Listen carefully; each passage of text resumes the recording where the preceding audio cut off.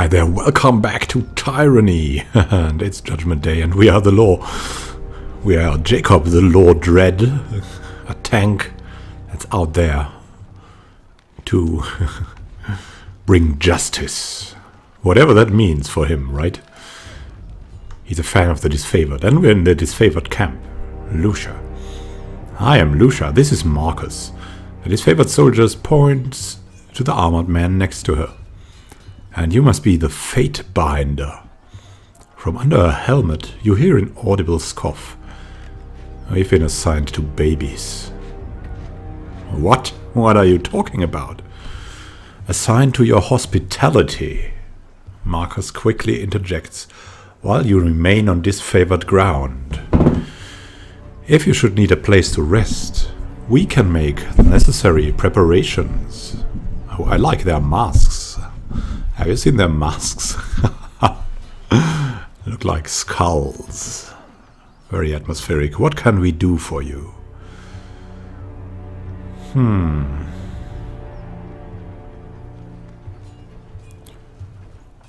Yeah, what indeed? Let's do that. Do you always stand at ease in the presence of a higher officer? No, sir. Marcus straightens his back in short order and regards you with trepidation. Is this... Lucia also adjusts her posture, if slower than her companion. I wasn't briefed on the chain of command. Do we report to the Fatebinder now? I heard from Iron Marshals say that Tunon's agents can intercede if there's a dispute. That sounds pretty authoritative to me. I'm not so proud that I won't strike a pose, if only to keep up appearances. It hardly satisfies my question, so I take it the answer's kind of. So be it. Hail, Fatebinder. Tell me about yourself, Marcus. Not sure there's much to tell you. I trained at Fort Resolution. This is my first campaign, and I'm proud to be with the Legion. I was wounded at the Gates of Judgment, but Graven Ash's protection mended me good. I owe my life to him. Are you bragging that you let your guard down and took a spear to the gut? You really shouldn't boast about the filthy tearsman besting you in battle. Lucia rolls her eyes. You're just bitter that Lord Ash never seems to notice you. In all seriousness, I'd take that spear again if it brought honor to the Disfavored. Kyros knows we could use it. We are the elite fighters of the Northern Army, but somehow we still lack the Overlord's confidence. He shakes his head and sighs. That's a problem, right? Let's find out something about Lucia. I mean, we're on a judgmental mission, and we need to know everything. We're an investigator. I do this. She unenthusiastically lifts up her heavy shield, and I do this. She mockingly stabs at the air with her spear. Lucia shrugs. Playing host is not my strong suit. Ignore my sarcasm. I've seen the Legion through my share of the campaign. After so much bloodshed, our pretenses of honor can wear me down. She turns a cautious eye your way. The North is my home, and I consider each and every one of the ironclad bastards in this camp to be family. You won't find another army where each member of the phalanx is as beloved and cherished as the next. You seem handy with a weapon, Lucia. Aye, and if you ever want some pointers on how to use that weapon of yours, just let me know, she winks. Lucia, are you flirting with Tunon's Fatebinder? Relax, Marcus. There are plenty of camp slaves if I ever need to scratch an itch.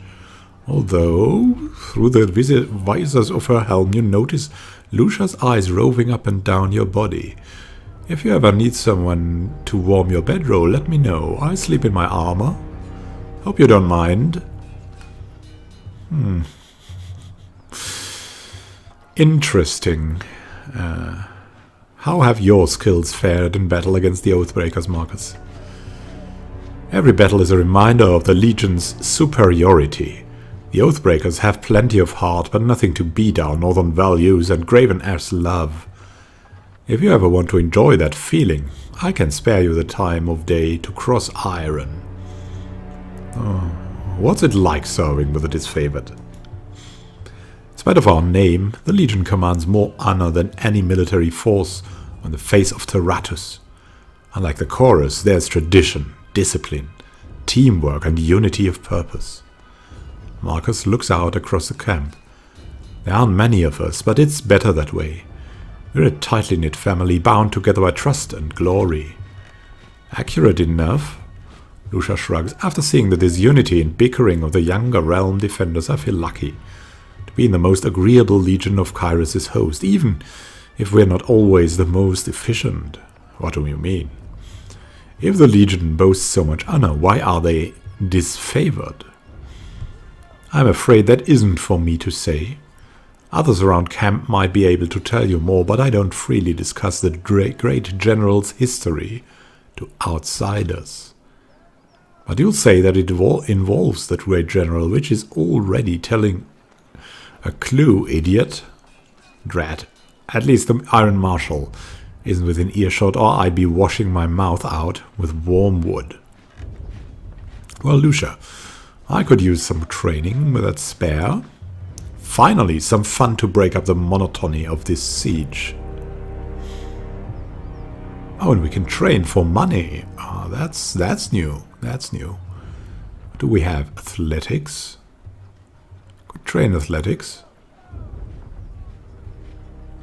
Ranks trained this level, 0 out of 5. Oh, interesting. This is how it works. I mean, we could use dodge, I think. And we could, of course, use athletics. Let's train some athletics, right? We have enough, so let's train that stuff. Nice. 23. Can we train more? Definitely, and now we have a level up. Interesting. Let's see what the level up's all about. You learn something every day. Athletics and more athletics, yeah. Let's see. Level up a bonus. Alright. We just wasted something we could have had inside of a fight. So with each level you can increase one of your character's attributes. Might, finesse, quickness, wits, vitality or resolve. Each of these attributes provides benefits to your character. Increasing an attribute costs 1 point until the attribute score reaches 19. Raising an attribute from 19 to 20 requires 2 attribute points. Interesting.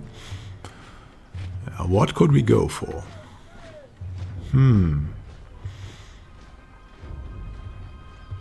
Let's maybe go for a little bit more might, right?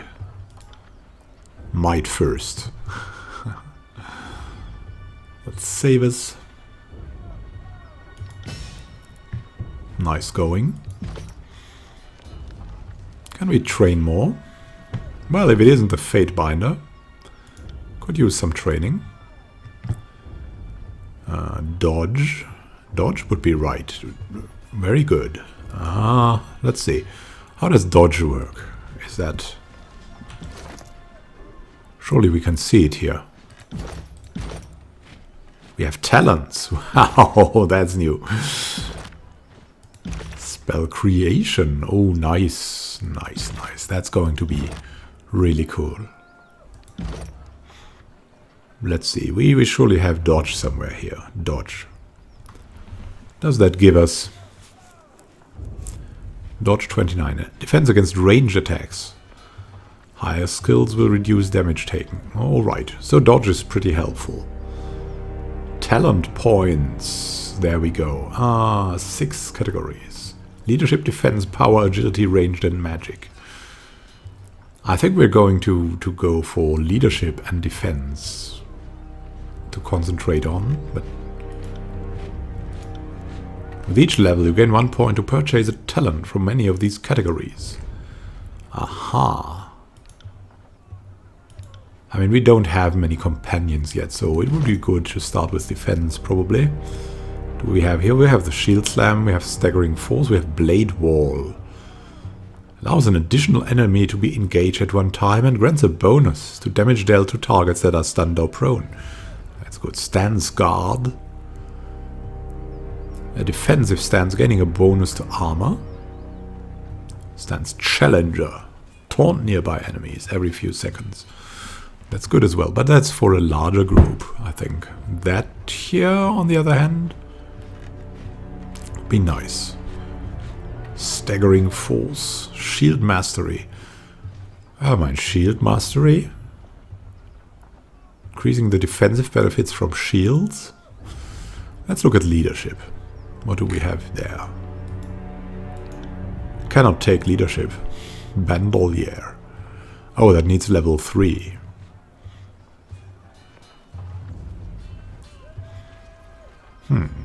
I mean, we could go for these talents probably. Would be nice.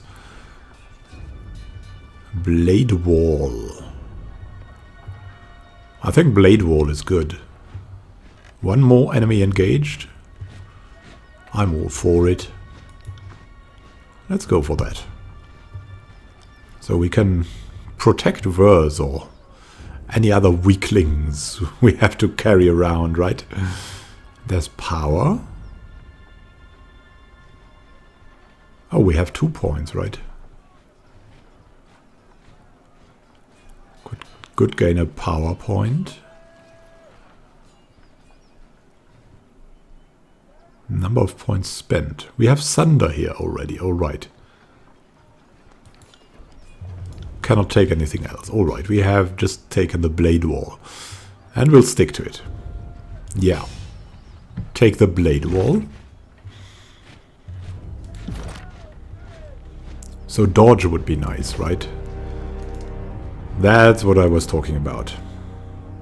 What could Marcus train? Of course, Fatebinder. One-handed weapons, two-handed... No, we don't need two-handed weapons. One-handed weapons, though, would be nice. Parry. Oh, we're also training by use, I think that means. Yeah, let's train ourselves up. I think with Lucia and the dodge. And the athletics, of course. Let's go for some athletics. Athletics is good.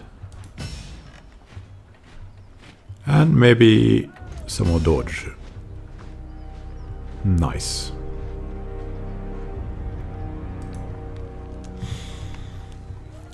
Pretty good. Pretty good. The level up bonus, yeah. We could go for something for a Verve as well. What would she get? Let's see.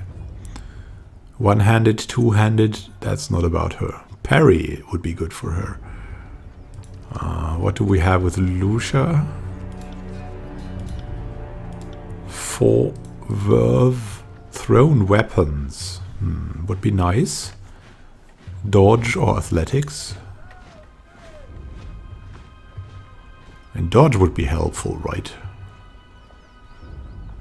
And what does Vers use anyway? Let's have a look at her.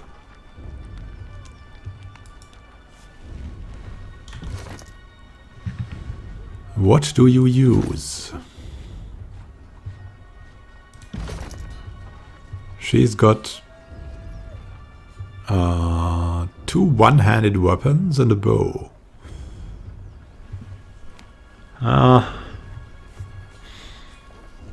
One-handed weapon would be the thing to train, right? That was with Marcus, I think. Let's give her... I'm still doubtful. Where can I see her skills? Here. She does have one-handed weapons skill. 22. And thrown weapons and the bow. Bow would also be very good, but when one-handed weapons, dual wield. Yeah, one-handed weapons is the thing to go for with her.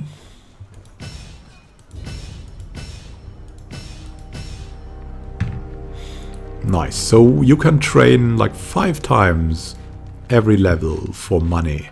And we should definitely do that. Definitely. Let's see what we can find here. more. From your vantage point, you see tents trail off, obscured by the rising smoke of campfires. The soldiers you see appear somber and quiet, calm before the storm. I got it. These are probably the... I'd say that's worth a second glance. Aha. Let's see. A heart and garnet. Oh, nice. Nice going. Yeah, let's go in here. Have a look. Yeah, there's nothing else except Graven Ash's tent. So let's proceed with the story here. What will we find? Yesterday you chided me for wishing to wait. Now you suggest an even longer delay. There's the voices of Narat. Let's see what they're talking. Perhaps the voices in your skull ought to come to a consensus. But advice is flexible, changing with the moment. Besides, you agreeing with yesterday, we know you hate going into battle without overwhelming odds on your side. You're so terrified. What? I don't need your heckling, I need your scouting reports, or better yet, confirmation you quelled the Oathbreakers in your valley. Oh what? We'll solve it in our own time and way. Just make at least a token effort to show them mercy after all. Mercy! They've already shat upon our mercy once more. These Gutterborn Southnobs deserve nothing. Calm down now, we must leave something to rule, or have you forgotten Kyros' orders? Patience, old chum. Huh. Old chum. You guys seem pretty important, and you're glowing. Reports of avalanches in the mountains now. The Tearsmen can barely count past 9. They have neither the capacity nor the cause to close off the mountain passes. Either way, that leaves the 2nd and 4th cohort trapped outside the valley. The Archon of War pounds his staff on the ground to punctuate his words. A large and imposing man to begin with, his profile is made larger still by his hulking suit of armor that hums with mystic energy. Or it's the work of your perfidious Earthshakers. Only a fool would not suspect a traitorous Archon of poisoning the mind of his students with sedition. We would have killed the Earthshakers Guild for their master's treachery, but I'm sure you have some perfectly valid reason for allowing them to live as your pawns.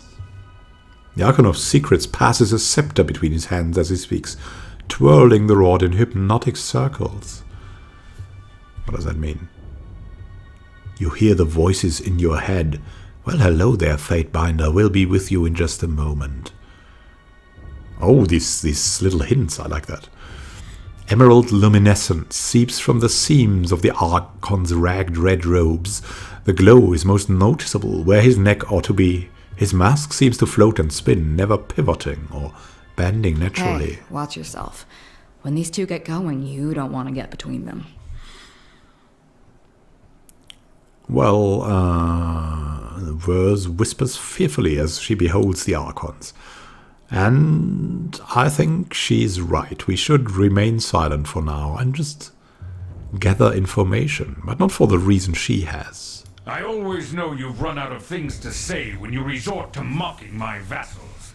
If we are to speak of treachery, why is it that my scouts see the Scarlet Chorus warriors defecting back to the Vendrian Guard? Your fearsome reputation has gone flaccid, for it seems you cannot control your soldiers, or perhaps you simply choose not to. My lords, the Iron Marshal Arrhenius says, the Fatebinder has arrived. The disfavored commander raises her voice, trying with little success to speak over the Archons. Perhaps we could table this discussion and let our guest speak? Speaking of strategic failures, who was it that insisted the valley would need only a token garrison? For some strange reason, we can't seem to recall which balding halfwit grossly underestimated the enemy. Thoughts? The Archon of Secrets twirls his scepter in a twisting loop. Can you hear us, Fatebinder? Cough if we have your attention, of the voices. His leather-wrapped hands flipping the heavy rod with an effortless flow. We'll just cough audibly. This is interesting. And I thought you had left agents within these Tearsmen when they surrendered. Either you failed to see this coming, or you knew and let it happen. Incompetent or in cahoots, either way, this mess has your filthy stink all over it. The Archon of War lurches forward, resting his weight on his war maul, as blue luminescence crackles around his armor. We look forward to seeing you explain to Tunon why the Archon of War could not close the vice on this trivial little insurgency. When we are crowned the ruler of the Tears, we shall have this place renamed to Ash's Folly in your honor. The voices of Nerad tosses his scepter into the air, catching it as it descends back down. You hear the voices in your head. Good, good. Now pay attention. You might miss something. We'll just remain silent. If I could trust the information I get from you and your conscripted mouth breathers, perhaps I'd order my cohorts around a bit more aggressively. But last time I trusted your all-clear report, my troops failed to come home. Oh, Ash, old boy. If you're going to have a little sob every time one of your nieces or nephews dies to the Tearsmen, perhaps we should have Siren sing you some calming lullabies to help you cope with your grief. The Archon flips his scepter 3 times around, humming gleefully. Hear the voices in your head. Take care that you don't learn too much, Fatebinder. An excess of knowledge, of curiosity even, can earn unwanted attention. Hold your tongue, Iron Marshal Arrhenius says. I will not have you denigrate the honor of our fallen brethren. The commander's hand moves to the hilt of her blade. Though the weapon stays sheathed, I'd be doing us all a favor if I cracked open that excuse for a head. Fifth Eye, they bicker like children, do they not? The Fifth Eye grating tenor pierces the tension in the tent, and all eyes land on the Crimson Spear. I meant only to say welcome. Welcome to our guest, the Fatebinder. The armored retainer bows with rushed inelegance, then rises to a salute, and not a moment too soon.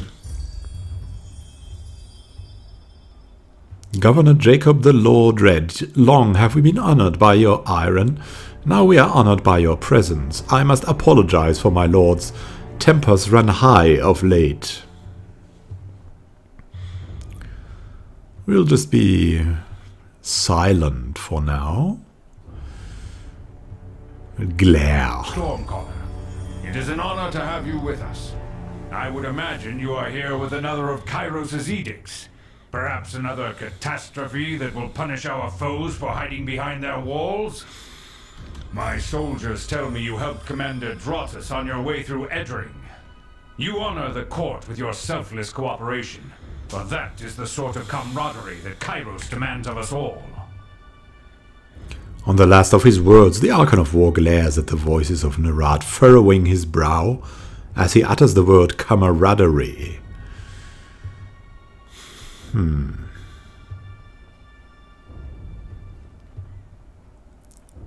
Well, I require no thanks for doing my sworn duty. It is the law. Modesty is your prerogative, but know that cooperation and goodwill have been rarities of late.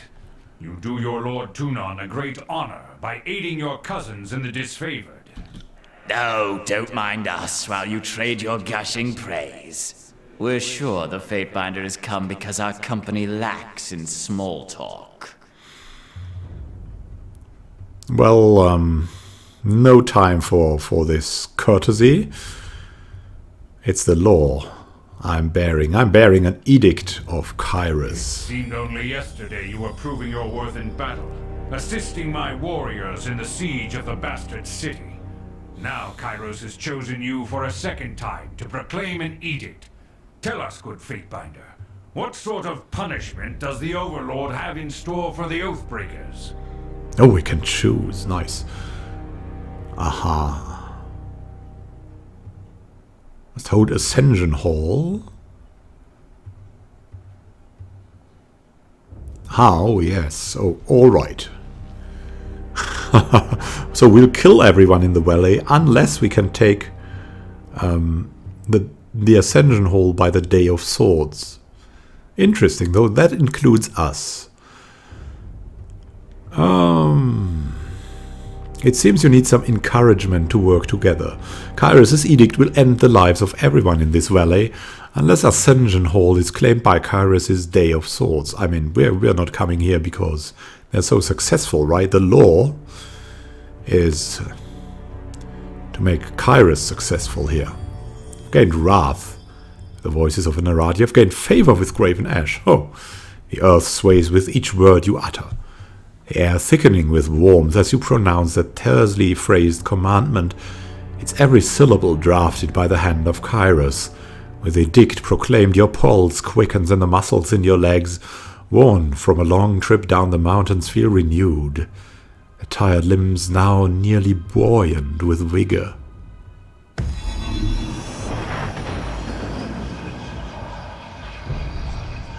The Overlord means to compel us into action.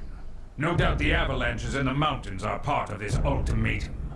We must conquer the Oathbreakers or die in failure. There is no room for error, and no other way out of this valley alive. Well spoken. We need to advance across the Mittani. We lose everything if we stand still. And we move to back up Plan Green. The Earthshakers didn't make it over the mountain in time. So we do this the hard way. Over the walls instead of through. The Archon of War taps a finger against his temple. A low rumble escapes from under his beard. So you found your backbone at last! Oh, we were worried past humiliations would make you soft, timid. That was a record for you, right? The baker's dozen lost in one sortie. If you had waited for the chorus reinforcements, maybe we'd have eyes and ears on the matter. The Archon of Secrets passes his scepter from one hand to the next, chuckling softly with each toss. You hear the voices in your head. Watch him squirm. So many tears over replaceable, expendable, useless soldiers. I miss the old Archon of War. You'd never see blood echo in a blubbering mess over a few dead killers. He'd use the knuckle bones of his best disciples for jewelry, and even made a breastplate out of his dead brothers. Is dead brother's rib cage, because that's how a real man deals with grief. All right.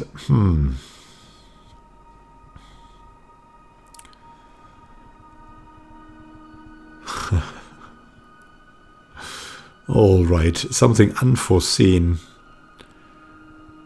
You certainly don't seem to know anything remotely useful. Yeah, he's doing the bickering, and he's doing the teamwork thing at the moment. Actually they're both doing the bickering, so... What will we do?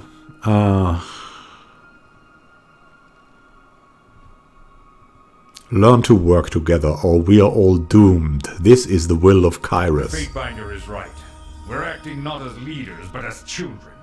I've no time for your foolish japes and petty taunts. We should focus on the objective at hand, and that is taking the Mittani River, and then advancing to Ascension Hall and ending this edict. Then what? Then enough talking? There's work to be done? That's another thing about the bickering. I think we have that behind us. No more sitting idle. We'll send only the Disfavored. And that is just sending all the voices of Nerat, so the Scarlet Chorus. Then enough talking, there's work to be done. My lord, Barrick and his band have been drilled on the Echo Call assault plan. Iron Marshal Erenius says the Crescent Runners should be briefing him as we speak regarding the latest enemy movements along the river. I will dispatch him at once. The Iron Marshal salutes, clapping her gauntlet to her breastplate. Barrick? Who's Barrick?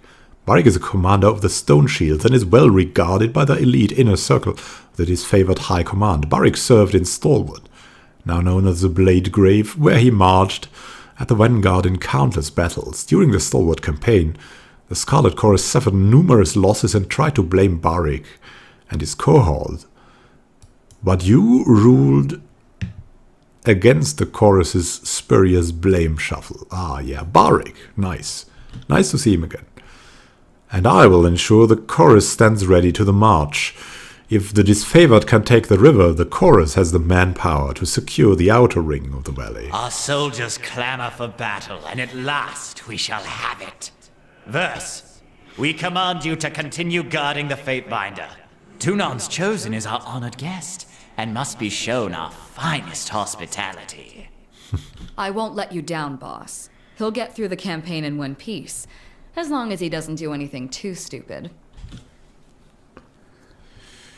And the voices of Narat. The Archon twirls his scepter one last time. You hear the voices. You shoot yourself, Fatebinder, the more you ignore us. Then taps the fifth eye on the shoulder and the two depart. Strange guys. Finally, the fool and his puppet are gone. Perhaps now I can hear myself think. Rarely do I question Kyros' judgment, but I will never understand why the voices of Narat is given such authority. I shudder to think what will become of us all should Tunan favor him in the end. Let's actually read about the voices of Narat. Known in his official capacity as the Archon of Secrets, the voices of Narat is equal parts genius and madman. Rumors abound that he can steal the minds of others, though few, if any, are alive to confirm as much. The subjects of his interrogation are never heard from again, and the Archon is able to recall the memories of his victims with startling accuracy.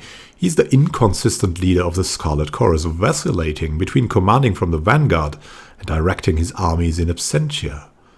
Despite his strange methods, no one doubts that the voices of Narat is an accomplished strategist, even suggesting that his madness stems from thinking hundreds, perhaps thousands of steps ahead of his enemies.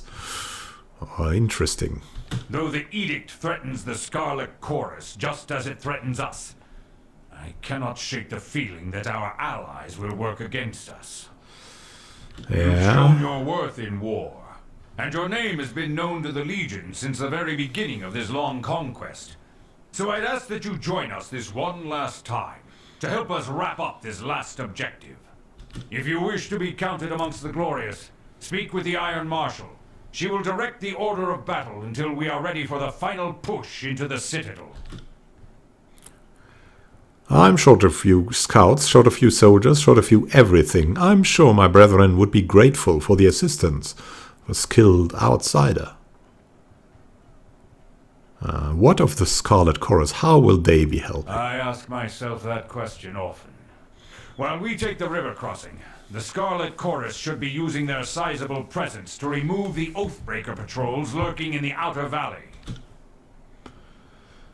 The Oathbreakers have maintained a sizable force outside the Citadel. We need the Chorus manpower to scour the region. Otherwise the Oathbreakers will attack at our heels once we cross the Matani. I'd be honored to help you, of course, such an organized and disciplined troop, and we must bring forward the will of Kyros. The Iron Marshal salutes Graven Ash, then turns to leave the tent. I'll be at the training grounds, readying the soldiers. Find me there when you are ready. She pauses, clearing her throat, and though I am loath to mention it, the Chorus can likely use your assistance. They certainly won't secure the outer valley on their own. Fifth Eye will be somewhere in that rat's nest they call a camp due east. Seek him out, if you must.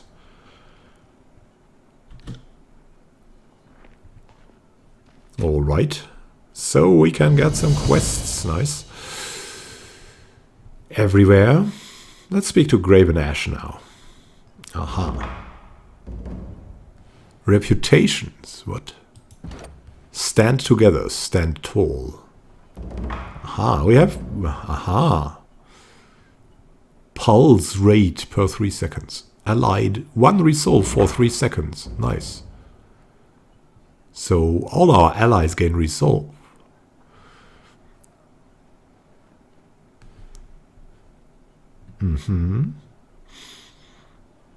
That is our death counter now. Good stuff, good stuff. Interesting. Where's the quests? Let's see. Journal here. So we should speak with Arrhenius, and we could also speak to the fifth eye at the Scarlet Chorus camp. But first, of course, here, and there's something here. The clues of the missing shipment of iron.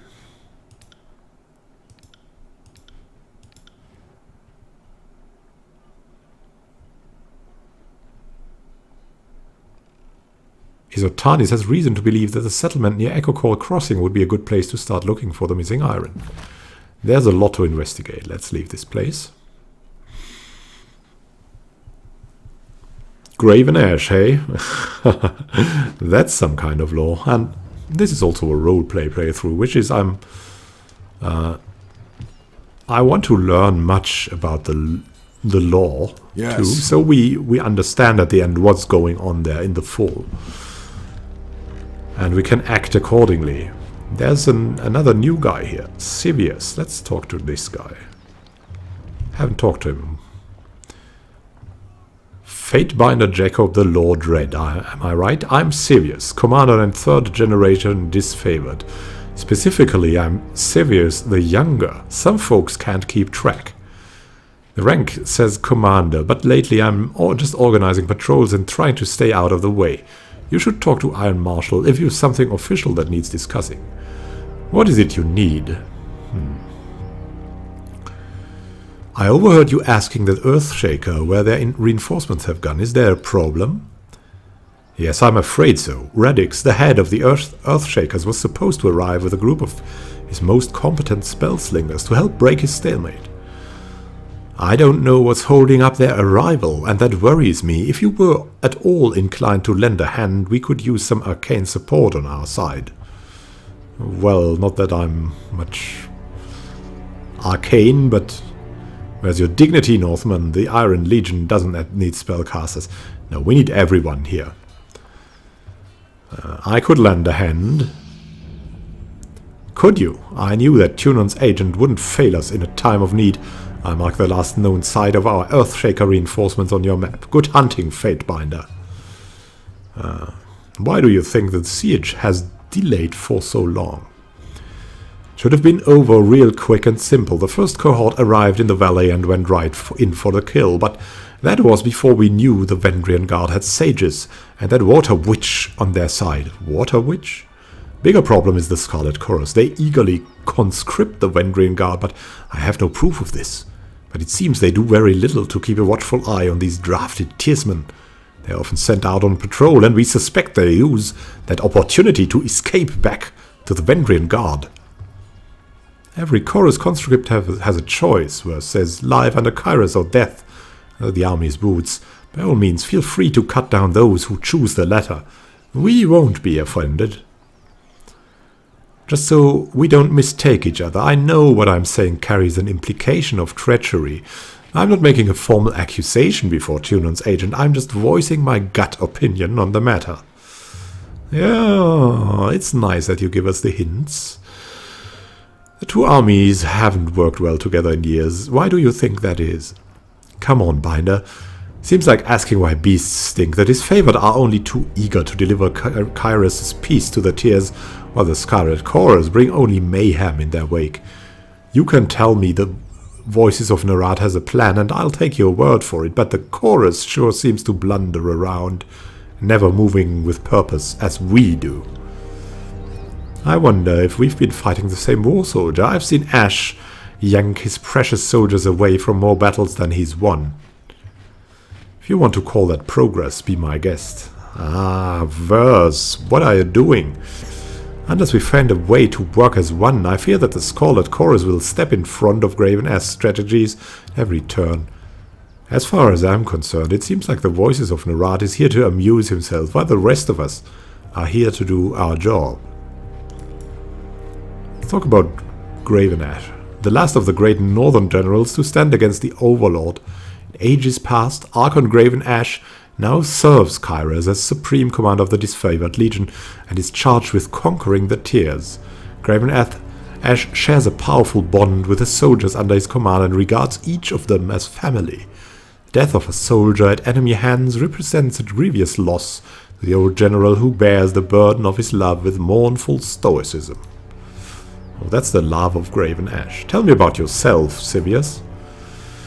Not much to tell. My father was Sivius the Elder. His father was Sivius the First of his name, lead drillmaster of Ash's first Iron Guard, back when they were the Bronze Guard. I was born into the Legion, and with any hope, I'll die in the Legion. The rest you will hopefully hear about when the storytellers immortalize me. What's the Iron Guard? The Iron Guard is the disfavored High Command. Alright. Even the youngest Iron Guard has years of training. So they are the elite troop. That should be enough. But what about the Bronze Guard? Well, this day and age was a century ago. They didn't have Kyros' modern luxuries like iron. So back then the great general's inner council was known as the Bronze Guard. You should be proud of your pedigree.